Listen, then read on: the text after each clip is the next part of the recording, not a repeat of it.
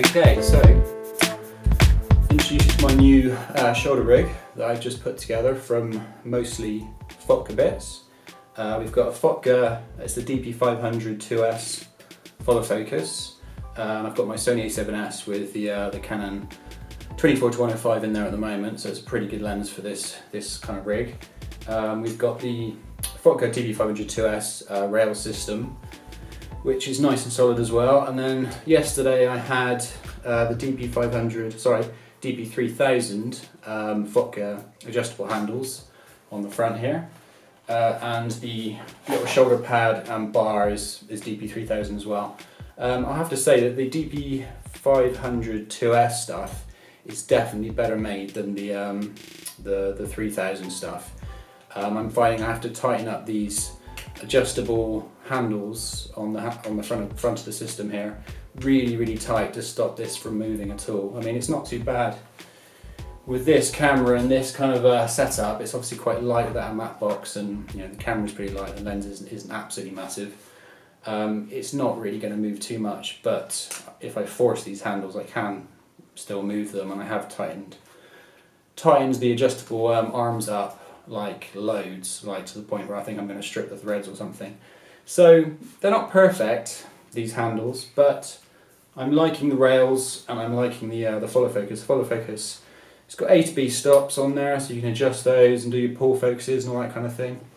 Really like that. It's nice and solid. There's no play in it. Doesn't really feel like it's going to break anytime soon. One small issue with the cage, which is the Fhugen Honu with a handle. With the Sony A7s, I'm finding I have to move it back, because I'm obviously using my Metabones to put my Canon lenses onto the Sony, and I'm finding I have to move the camera really far back, like out of the cage pretty much, in order to get access to the battery compartment. If the camera's right the way, you know, nestled in the cage, it's okay, you can get to it, but you know, this is designed for the GH4 and the A7s, and it does work, but you know, it's not necessarily perfect in every scenario. And in this particular scenario, as you can see, my camera is right out of the cage, and it's probably not really that protected if I sort of drop it on the back or something. So anyway, that's a little side note. So anyway, what I thought I'd do is a couple of tests, more for myself really, because I've only just put this together. I'm not really that au fait with shoulder rigs. I just thought I already had a couple of these parts anyway, so I thought I'd order the rest of it, and then see how I went, see whether it worked for me. I've already got the Nebula 4000 Lite, so I thought I'd do comparison tests, and I know they're two very different beasts. You know, the Nebula is very, you know, small and kind of nifty, this sort of pistol grip affair, but you can only have quite small light lenses on it. Like I wouldn't be able to use this lens on the Nebula, no way, it just would, the motors aren't powerful enough. And you know, this you can sort of do the focus on as you're going, you can kind of like be a bit more rough and ready and probably run around, but you're going to get movement coming through your body through this, whereas the Nebula completely isolates that movement, keeps the horizon dead level, but you know, you have to be a little bit more careful with the Nebula. You know, it's more of a sort of delicate piece of machinery, where this is a big chunk of metal, so they're very different beasts. But I kind of thought I'd do a couple of comparison tests.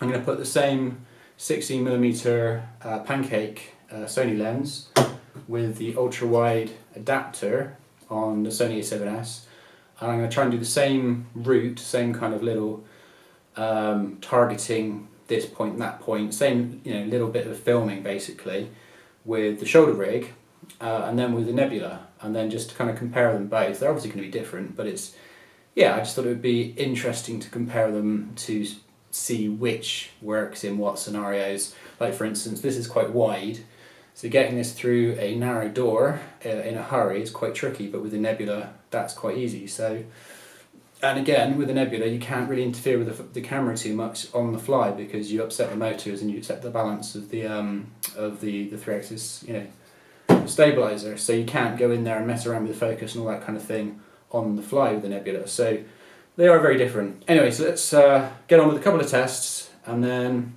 see how we go.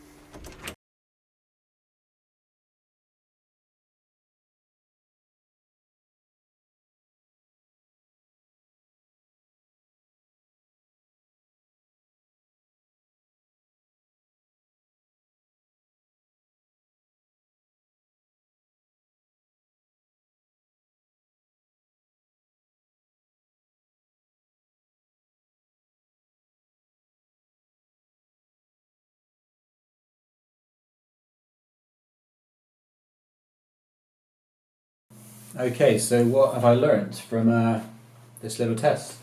The Nebula is very, very smooth. We already knew that. It's incredibly smooth. It's almost like an outer body experience as it's sort of drifting around as you're filming.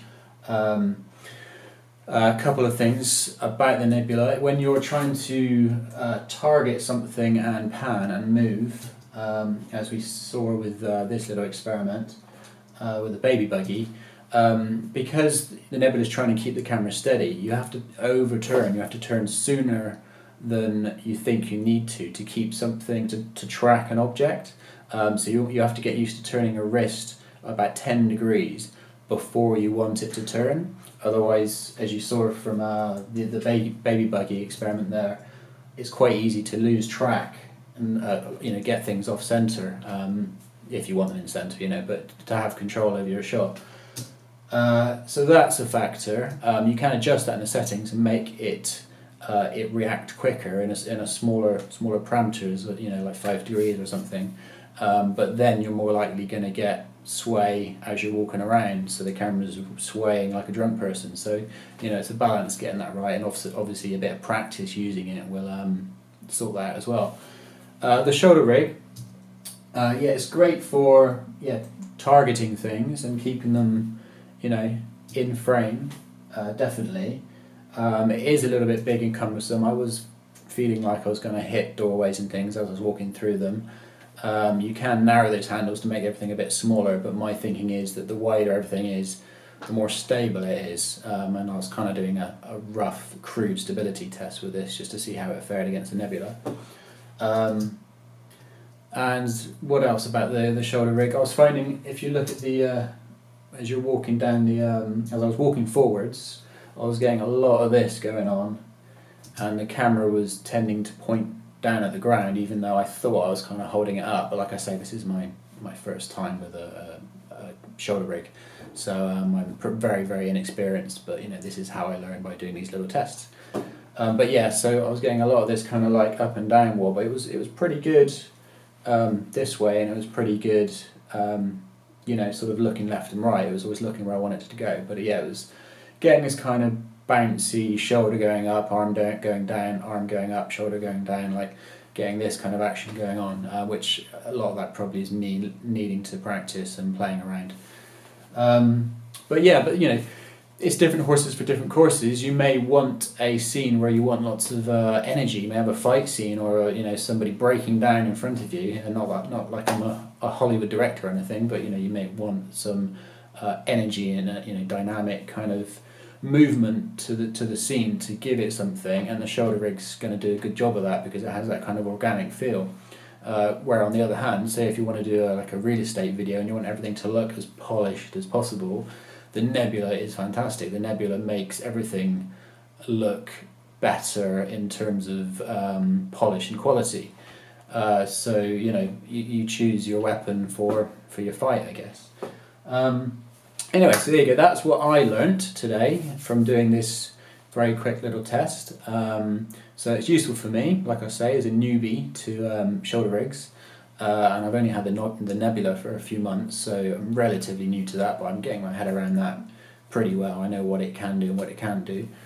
And there you go. I hope that was useful. The Fotga stuff that I've recently acquired, it's seems pretty good. I'd be tempted, possibly, advise you to go for the standard locked off handles rather than the adjustable ones. It's nice to have the adjustable ones, but they feel slightly flimsy. They don't feel like they're locked down and solid. They feel like you could let go of one hand and try and support the rig with the other hand, and then the whole thing kind of leans down because they're just not locked in enough.